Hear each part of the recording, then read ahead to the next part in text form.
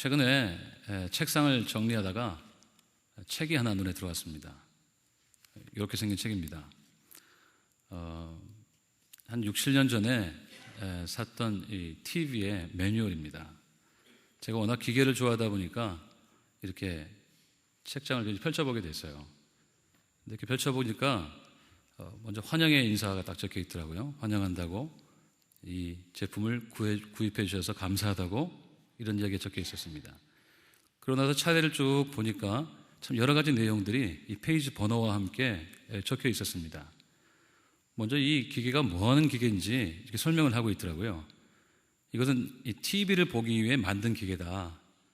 그리고 좀 더 가니까 작동법이 설명되어 있습니다. 어떻게 TV를 켜고 또 끄는지, 또 어떻게 하면 이렇게 원하는 기능을 이렇게 할 수 있는지 설명이 되어 있었어요.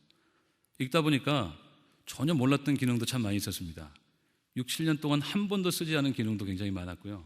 아, 이런 기능이 있었구나. 아, 이런 놀라운 기계를 그냥 TV 켜고 끄기만 했구나. 이것을 발견했습니다.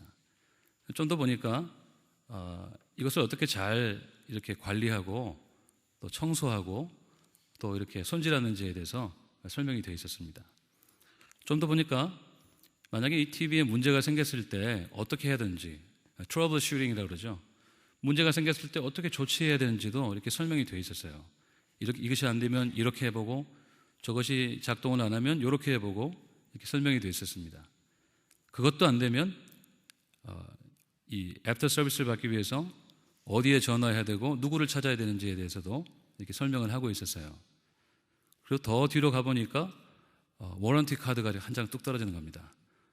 이 TV를 이렇게 보증한다고, 만약에 고장이 나면 이렇게 보증을 해줄 테니까 가져와라, 혹은 이렇게 하면 이렇게 해서 페이해서 서비스 받아야 한다, 이런 여러 가지 보증서가 적혀 있었습니다. 그리고 무엇보다도 이 TV를 누가 만들었는지 이 상표가 딱 인쇄가 되어 있었어요. 이것은 S사에서 만든 텔레비전인데요. 누가 만들었는지 설명이 되어 있었습니다. 이쯤 설명하면 눈치 빠르신 분들은 이미 눈치를 채셨을 줄로 압니다. 이 매뉴얼이 이 성경과 매우 닮았습니다. 왜냐하면 이 성경이 우리의 인생의 매뉴얼이기 때문에 그렇습니다. 이 성경은 사람을 누가 만들었는지에 대해서 말씀합니다. 하나님이 자신의 형상을 따라서 사람을 만드셨다고 기록을 하고 있습니다. 사람의 기능이 무엇이고 어떤 역할을 해야 되는지에 대해서도 설명합니다. 생육하고 번성하고 땅에 충만하고, 그리고 무슨 목적을 위해 사람을 지으셨는지, 하나님께 영광을 돌리기 위해 사람을 창조하셨다고 말씀합니다. 심령의 때가 묻었을 때 어떻게 해야 되는지도 설명합니다. 예수 그리스도의 보혈로 깨끗이 그 심령을 씻을 수 있다고 말씀하십니다. 인생에 문제가 있을 때 어떻게 해야 되는지 말씀합니다. 누구를 찾아야 되고 무엇을 해야 되는지 말씀합니다. 어려움을 겪을 때, 문제가 있을 때, 절망적일 때 하나님께 기도하고 그분의 도우심을 구하라고 성경은 말씀하고 있습니다. 그리고 무엇보다도 이 성경은 우리가 왜 살아야 되는지에 대해서 그렇게 말씀하고 있습니다. 보증서도 있습니다. 내가 세상 끝날까지 너와 항상 함께 있겠다고, 내가 너를 결코 싫어버리지 않고 마침내 너를 끝까지 구원하여 나의 나라로, 하나님의 나라로 인도하실 것에 대해서도 이 성경은 보증하고 있습니다. 우리가 날마다 성경을 읽고 사랑하고 묵상하고 가까이 하고 우리의 심령 속에 늘 찰랑거리게 해야 되는 이유가 바로 여기에 있습니다. 오늘 우리가 읽은 요한복음 15장의 말씀은 여러분 잘 알고 계신 이 포도나무의 비유로 잘 익숙하게 우리가 알고 있는 말씀입니다. 제가 이 본문을 택한 이유는 우리의 인생의 근본적인 질문 중에 하나인 우리 인생의 목적이 무엇인지, 왜 살아야 되는지에 대해서 분명하게 말씀을 하고 있는 그런 말씀 중에 하나이기 때문입니다. 이 매뉴얼로서, 인생의 매뉴얼로서의 이 성경이 우리에게 말씀해주는 우리 인생의 목적에 대해서 그런 안경을 쓰고 오늘 본문을 함께 살펴보았으면 좋겠습니다. 오늘 본문을 쭉 읽으시면서 반복되는 단어 하나를 발견하셨을 겁니다. 어떤 단어를 보셨습니까? 사랑. 예, 좋습니다. 로맨틱한 우리 자막 목회자를 축복해 주시기 바랍니다. 또 어떤 단어가 있죠? 열매라는 단어가 있습니다. 열매. 열매라는 단어가 우리가 읽지 않은 2절부터 해서 쭉 여러 절에 8차례나 그렇게 기록을 하고 있습니다. 우리가 어떤 사람들에게 중요한 이야기를 할 때에는 그 말을 반복합니다. 특별히 우리 자녀에게 많이 그렇게 하죠. 예, 그것을 우리 자녀들은 잔소리라고 부르지만 우리는 매우 중요하게 생각해서 전달을 합니다. 성경을 읽을 때에도 반복되는 단어가 있을 때는 우리가 좀 주목을 할 필요가 있습니다.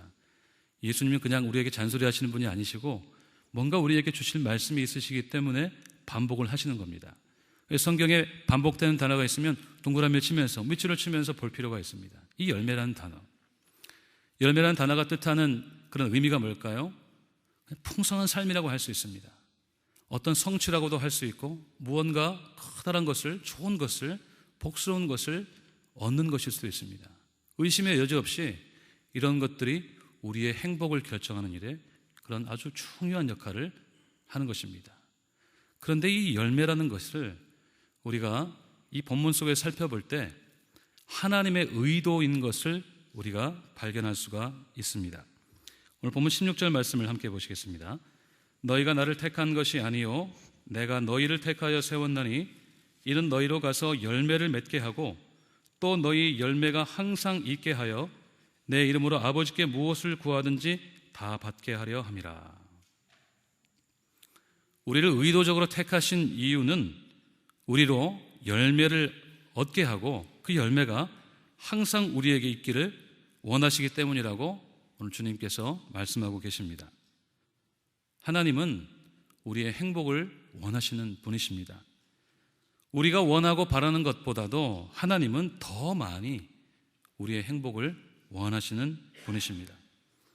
요한복음 10장 10절은 이렇게 말씀합니다. 도둑이 오는 것은 도둑질하고 죽이고 멸망시키려는 것뿐이요 내가 온 것은 양으로 생명을 얻게 하고 더 풍성히 얻게 하려는 것이라. 주님이 오신 이유는 우리에게 생명을 주실 뿐만 아니라 우리로 하여금 풍성한 삶을 살게 하기 위함이라고 주님이 말씀하셨습니다. 그러니까 하나님의 우리를 향한 의도는 풍성한 삶, 행복한 삶입니다. 그러니까 여러분, 우리의 어떤 풍성한 삶을 위해서 기도할 때 너무 죄책감을 가질 필요가 없습니다. 내가 이것까지 기도해야 되나? 정말 이건 너무 이기적인 기도 아닐까? 여러분, 그렇게 기도하실 필요가 없습니다. 물론 이 풍성함에 대해서 우리가 너무 세상적인 가치관을 가지고 바라보면 그것에도 우리가 좀 변화될 부분이 있겠지만 그렇다고 해서 풍성한 삶에 대해서 그 자체에 대해서 우리가 죄책감을 가질 필요가 없어요. 왜냐하면 그것이 주님께서 우리를 위하여서 이 땅에 오신 목적이고 주님의 의도이기 때문에 그렇습니다. 그 일을 위해서 오늘 주님께서 우리에게 말씀하셨습니다. 내 안에 거하라 나도 너희 안에 거하리라. 이 풍성한 삶, 열매가 그치지 않는 삶을 위해서 주님은 우리가 주님 안에 거해야 한다고 말씀하십니다. 가지가 포도나무에 붙어있지 않으면 저절로 열매를 맺을 수 없듯이 포도나무이신 예수님은 우리를 향해서, 가지인 우리를 향해서 꼭 붙어있으라고, 붙어있으면 열매를 풍성히 맺을 수 있다고 우리에게 말씀하십니다. 주님께 붙어있지 않으면 열매를 맺을 수가 없습니다. 아무것도 할 수 없다고 5절에서 말씀합니다. 구약에서는 이스라엘 백성들의 열매 없는 삶을 이 포도나무에 많이 비유한 것을 볼 수 있습니다. 하지만 참 포도나무이신 예수님께 붙어있는 사람에게는 풍성한 삶이 그렇게 약속되어 있는 것입니다. 구약의 이스라엘 사람들은 포도나무긴 했는데 열매가 없었습니다. 포도나무인데 열매가 없습니다. 있는데 없었습니다. 하지만 참 포도나무이신 예수님께 붙어있는 사람에게는 풍성한 열매를 주신다고 말씀하고 계십니다. 그냥 반짝 도움이 필요할 때, 예수님의 도움이 필요할 때 그냥 반짝 붙어있다가 괜찮으면 그냥 떨어져도 괜찮다는 말씀이 아니고 continue to live, 계속해서 주님께 붙어있으라고, 그렇게 살라고, 동행하라고 그렇게 우리에게 말씀하는 것입니다. 늘 예수님과 함께 사시기를 바랍니다. 항상 동행하시기를 바랍니다. 아쉬울 때만 찾고 일이 해결되면 떠나는 것이 아니고 계속 포도나무신 예수님께 꼭 붙어 있고 절대로 떨어지지 않는 우리가 되기를 축원합니다. 이 주님 안에 거한다고 하는 것은 어떤 막연한 관념이나 감상적인 로맨스가 아닙니다. 옛날에 어떤 배우가 나와서 그랬죠. 내 안에 너 있다? 내 안에 너 있다? 이런 어떤 감상적인 이 정도가 아니에요. 주님 안에 거한다고 하는 것은 곧 주님의 말씀 안에 거하는 것이라고 말씀합니다. 7절 말씀을 보시면요. 너희가 내 안에 거하고 내 말이 너희 안에 거하면 무엇이든지 원하는 대로 구하라. 그리하면 이루리라 말씀합니다. 너희가 내 안에 거하는 것과 내 말이 너희 안에 거하는 것, 이 두 가지는 결코 다른 것이 아니라고 성경학자들은 입을 모아 이야기합니다. 그러니까 이 주님 안에 거한다고 하는 것은 곧 그분의 말씀 가운데 거한다는 것을 의미합니다. 그리고 거기에 따른 축복이 있습니다. 그리하면 무엇이든지 원하는 대로 구하라. 그리하면 이루리라. 주님의 말씀 안에 거하는 것, 이것에 따르는 축복은 모든 기도에 응답을 받는다는 것입니다. 구하는 것은 무엇이든지 다 응답받는 축복입니다. 이것은 풍성한 삶의 또 다른 표현입니다. 모든 기도에 응답받는 것 같은 풍성한 삶이 또 어디 있겠습니까? 그런 행복이 어디에 있겠습니까? 분명히 우리의 기도에 응답받는 것은 놀라운 축복이 아닐 수 없습니다. 하지만 이 응답은, 이 풍성한 삶, 이 응답은 그냥 어떤 백지수표를 가리키지는 않습니다. 그냥 아무개나 기도하면 다 응답해 주신다는 말씀이 아닙니다. 주님 안에 거하고 주님의 말씀 가운데 거하는 사람은 주님의 인도하심을 받고 그 기도도 주님의 말씀에 인도함을 받기 때문에 그 사람이 드리는 기도는 주님의 뜻에 합당한 기도이고 결국에는 주님께서, 우리 하나님 아버지께서 응답하시는 기도가 된다고 하는 것입니다. 그것이 8절에서는 열매로 또 설명되어 있고 그 열매를 통해 우리 하나님이 영광을 받으시고 그것이 제자인 증거라고 말씀을 하고 있습니다. 그래서 우리는 주님 안에 거하기를 원합니다 라고 고백할 때는 주님의 말씀 안에 거하기를 원합니다. 항상 이 고백을 하여야 하는 것입니다. 여러분, 주님의 말씀 안에 거한다는 것은 말씀과 함께 사는 것입니다. 날마다 주님의 말씀을 묵상하는 것입니다. 제가 섬기는 청년부의 우리 형제 자매들과 함께 올해 2014년을 접어들면서 시작한 일이 하나 있습니다. 이 성경 통독을 매일 하는 것입니다. 이 맥체인이라고 하는 이 성경 읽기 이 스케줄에 따라서 하루하루 매일 4장 혹은 5장 이 성경을 계속 읽고 그 스케줄에 따라서 금요 기도회 할 때도 그 성경을 읽고 함께 나누고 기도하고 또 때로는 주일날에 그 해당되는 본문을 가지고 말씀을 나누기도 하고 이렇게 하면서 청년들이 점점 달라져가는 모습을 봅니다. 그렇게도 속색이고 말 안 듣는 청년들이 눈빛이 조금씩 달라져요. 청년들이 그렇게 이야기합니다. 목사님, 말씀을 다시 읽기 시작하니까 뭔가는 모르겠는데 마음이 편해요. 청년들이 마음이 편하다는 것은 굉장한 이 축복이거든요. 항상 불안한데 마음이 편하다는 것입니다. 그리고 이상하게 하나님이 나와 가까이 계시는 것이 느껴진다. 그런 고백을 하는 것입니다. 그리고 기도도 더 잘 되고 또 응답도 받게 된다는 그런 간증을 듣습니다. 주님의 말씀이 늘 우리 심령 가운데 거하도록 주님의 말씀을 늘 가까이 하고 묵상하는 그런 삶이 되어야 하는 것입니다. 한 걸음 더 나아가서 주님의 말씀 가운데 거한다고 하는 것은 의심의 여지 없이 그분의 말씀에 순종한다는 것을 의미합니다. 주님의 말씀이 우리의 삶에 들어오면 그 말씀과 더불어 살게 되면 우리는 그 말씀의 지배를 받게 됩니다. 그냥 말씀이 우리 안에 들어왔는데 그냥 따로 놀거나 그냥 함께 있는 공존하는 것이 아니라 그 말씀의 능력 아래에 있게 됩니다. 왜냐하면 그 말씀이 우리의 주인 되시는 하나님의 말씀이고 그 말씀 속에 그분의 능력이 나타나기 때문입니다. 그런데 더 중요한 것은 그 말씀에 순종할 때 또 풍성한 열매를 약속하고 계신다는 것입니다. 10절을 보십시오. 내가 아버지의 계명을 지켜 그의 사랑 안에 거하는 것 같이 너희도 내 계명을 지키면 내 사랑 안에 거하리라. 계명을 지키면, 하나님의 말씀에 순종하면 주님의 사랑 안에 거한다고 하는 것입니다. 주님이 이 아버지의 계명을 지켜 아버지의 사랑 가운데 거하는 것 같이 주님의 말씀에 순종하게 되면 주님의 사랑 안에 거하게 된다고 말씀하시는 것입니다.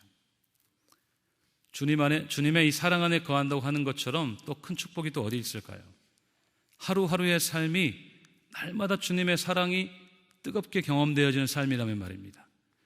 우리가 어떤 사람에게 사랑받는다고 생각할 때, 누가 나를 지금 사랑하고 있고 나를 아끼고 나를 항상 생각하고 위해서 기도해 준다고 생각할 때 얼마나 마음이 따뜻해지고 행복해집니까? 이렇게 주님의 사랑이 우리에게 날마다 느껴진다면, 주님의 사랑이 현실 속에서 날마다 경험되어진다고 한다면 이게 얼마나 큰 축복이겠습니까? 주님의 말씀에 순종하는 일에 주님의 사랑을 받는 일과 이 두 가지가 연결되어 있습니다. 사실 이 순종과 이 사랑의 이 관계에 대해서는 주님께서 반복적으로 요한복음에 말씀을 하십니다. 특별히 14장 전체에서 주님은 순종을 주님의 사랑과 연결하고 계십니다. 말씀에 순종하는 일은 곧 주님을 사랑하는 증거이기 때문에 그렇습니다. 여러분, 사랑하면 말을 들어주게 되어 있습니다. 우리가 자녀를 사랑하기 때문에 자녀의 말을 들어줍니다. 우리가 배우자를 사랑하기 때문에 배우자가 하는 말을 들어줍니다. 그리고 그 말을 따라서 반응을 해주기도 합니다. 사랑하면 말을 들어주게 되어 있습니다. 사랑과 순종은 별개의 것이 아닙니다. 주님을 사랑하는 사람은 주님의 말씀에 순종하는 사람입니다. 그 순종을 통해 주님을 사랑하는 것을 나타내 보일 수가 있습니다. 연애를 해보니까요, 알겠더라고요. 아내를 사랑하는 마음이 있으니까 말하는 것은 다 들어주게 되더라고요.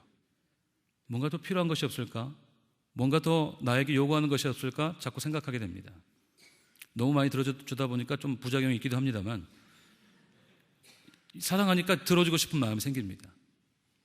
주님을 정말 사랑하면 주님의 말씀에 순종하게 되어 있습니다.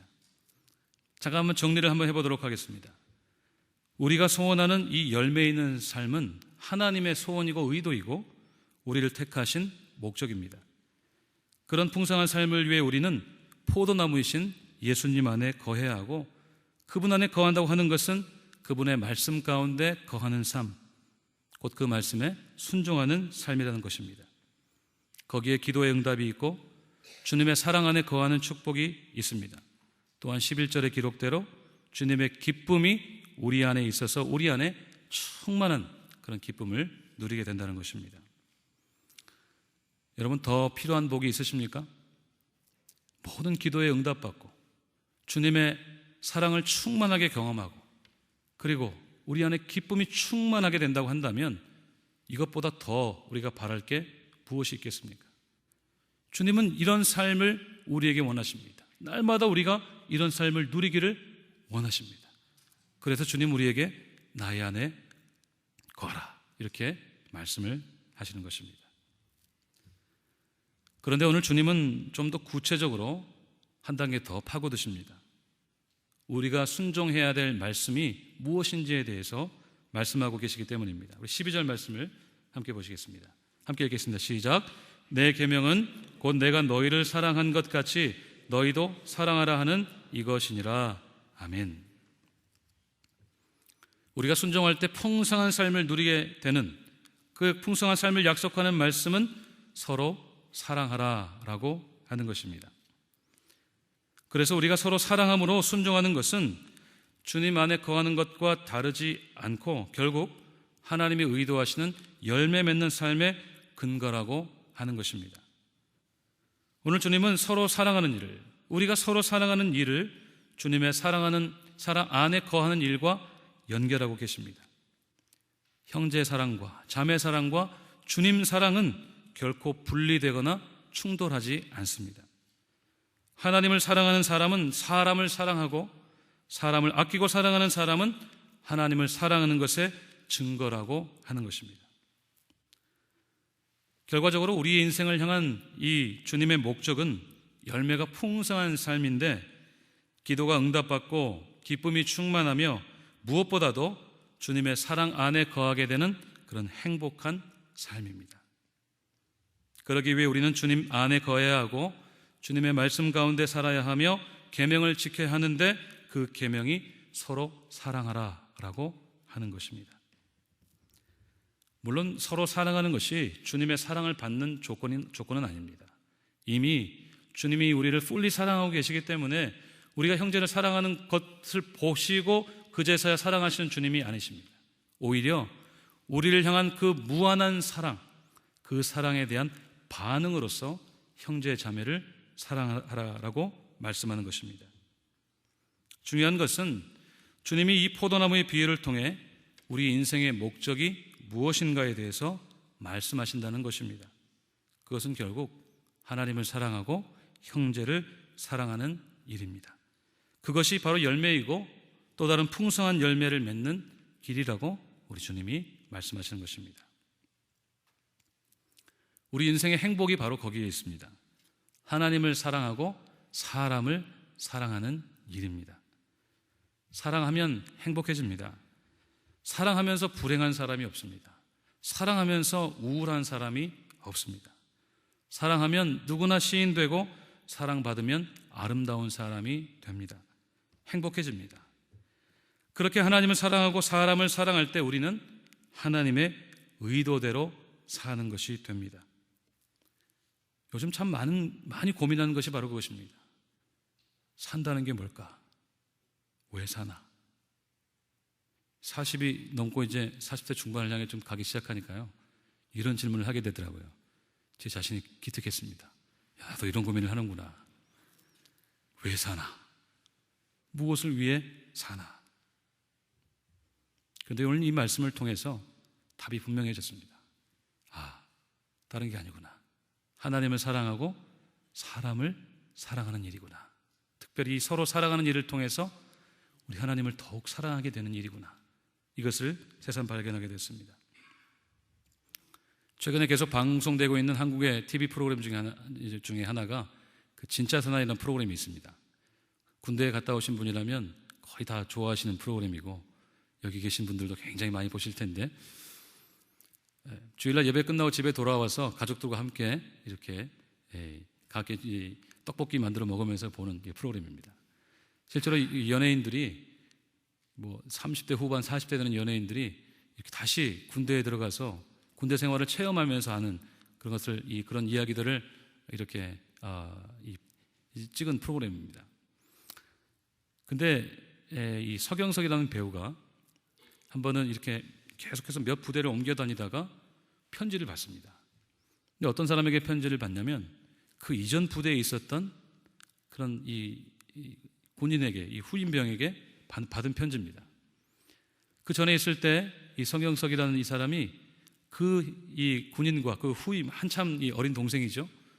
이 사람과 많은 이렇게 대화를 나눴어요. 친구가 굉장히 어려움을 많이 겪고 있었습니다. 가정적으로 어려움을 겪고 있었고, 참 이 말로 못할 참 어려움을 토로하면서 이렇게 상담도 해주고 격려도 해주고 위로도 해줬어요. 그러고 나서 그 부대를 떠나와서 새로운 부대에 가서 또 이렇게 체험을 하는 겁니다. 그런데 그 편지를 이렇게 그 사람으로부터 그 한참 어린 동생으로부터 온 편지를 받아들였습니다. 근데 그 편지를 딱 겉봉을 이렇게 딱 보는데 그 친구의 이름을 보면서 벌써 눈이 빨개집니다. 그리고 그 봉투를 뜯고 편지를 읽는데 편지를 읽지를 못해요. 너무 감격이 돼가지고 그 편지를 제대로 읽지도 못합니다. 참 그 모습을 보면서 그런 생각을 했습니다. 사는 게 저런 거 아닐까? 인생이 저런 거 아닐까? 한 사람을 불쌍히 여기고 애틋하게 생각하고 그 사람을 아껴주고 소중하게 여겨주고 생각해주고 그렇게 마음 써주는 것, 저게 사는 거 아닐까? 이런 생각을 하게 됐습니다. 그 TV 프로그램은 어떤 신학 서적도 아니고 성경 공부 교재도 아니었습니다. 그렇다고 목사님의 어떤 설교도 아니었습니다. 그런데 저는 그 배우가 그 어린 동생 같은 사람을 생각하면서 그 눈물을 흘리는 모습을 보면서 야, 사는 게 저런 거 아닐까? 사람 불쌍히 여기고 아껴주고 사랑하는 거 저거 아닐까? 그런 생각을 새삼 하게 됐습니다. 이 말씀을 읽으면서 주님께서 우리에게 주신 대계명을, 두 위대한 계명을 다시 한번 생각하게 됐습니다. 주님이 주신 계명이 뭐죠? 내 하나님을 마음을 다하고 뜻 다하고 정성 다하고 목숨을 다하여 사랑하라. 두 번째는 이것이 뭡니까? 내 이웃을 내 몸과 같이 사랑하라 말씀하셨습니다. 성경 말씀에 많은 말씀이 적혀 있습니다. 우리가 순종해야 될 많은 말씀이 적혀 있는데 그 말씀을 한 단어로 요약하면 사랑이고, 좀 더 풀어서 말하면 하나님을 사랑하는 일이고 사람을 사랑하는 일입니다. 우리 주님은 우리에게 무엇을 하며 살라고, 우리가 사는 목적이 무엇인지, 우리가 어떻게 해야 주님이 의도하시는 그런 풍성한 삶을 누릴 수 있는지에 대해서 그렇게 말씀하셨습니다. 너희가 하나님 사랑하고 사람 사랑해야지 내 의도대로 사는 거다. 그래야 너희가 풍성한 삶을 살 수 있고 사람답게 사는 거다. 아무리 많은 성취를 이루고 위대한 업적을 남기고 지구를 구하는, 소위 말하는 그런 위대한 업적을 남겨도 하나님 사랑하지 않고 사람 사랑하지 않는다는 것을 않는 인생은 결코 하나님이 의도하시는 인생이라고 할 수가 없습니다. 목회가 뭘까? 또 공부를 지금 맞춰가는 이 상황 속에서 공부를 한다는 게 뭘까? 학위를 받는다는 게 뭘까? 왜 공부하나? 이런 생각을 하면서 또 다시 이 결론에 도달하였습니다. 맞아. 하나님 사랑해서 하는 거야. 맞아. 사람 사랑해서 사람들 잘 섬기려고 하는 거야. 다시 한번 이 결론에 도달하게 되었습니다. 이렇게 하나님을 사랑하고 사람을 사랑하는 일이 우리의 모든 인생의 근거가 되어야 됩니다. 우리가 하는 모든 일들, 주의 이름을 하는 모든 일들의 근거가 되어야 합니다. 나는 지금 하나님을 사랑하는 마음 때문에 섬기는지 그렇지 않는지, 사람을 사랑하고 불쌍히 여기는 마음 때문에 하는지를 돌아보아야 할 것입니다. 하나님 사랑, 사람 사랑이 빠지면 사역이 그냥 일되고 일은 결국에는 싸움만을 낳을 뿐입니다. 하지만 하나님을 사랑하고 사람을 사랑하는 곳에는 풍성한 열매가 맺혀지게 되어 있습니다. 그것은 우리 하나님께서 의도하시는 그런 풍성한 삶인 것입니다. 우리가 스스로 항상 질문해야 될 줄로 압니다. 내가 하는 이 일이, 내가 하는 이 사역이, 내가 섬기는 이 모든 일들이 하나님을 사랑하기 때문에 하는 일인지, 사람을 사랑하기 때문에 하는 일인지 질문해야 됩니다. 그렇지 않으면 하던 일도 중단할 수 있어야 됩니다. 다시 방향을 설정할 수 있어야 됩니다. 이번에 최종근 목사님께서 저희 후배 목회자들에게 계속해서 말씀해 주셨습니다. 하나님을 사랑하고 사람을 사랑해야지 올바른 길로 갈 수 있다. 방향을 잃으면 안 된다. 이 말씀을 해 주셔서 얼마나 참 감사했는지 모릅니다. 정말 공부 속에 파묻혀 있다 보니까 길을 잃어버릴 때가 있습니다. 정말 페이퍼 듀데이트에 맞춰서 막 열심히 쓰다 보면 멍해집니다. 왜 하지? 그런데 다시 한번 우리 주님께서 하신 이 말씀으로 돌아올 때마다 다시 한번 방향을 잡곤 합니다. 하나님 사랑, 사람 사랑. 오늘 아까 찬양을 하는데 이렇게 힐끗 성도님들이 앉아 계신 쪽을 이렇게 보게 됐습니다.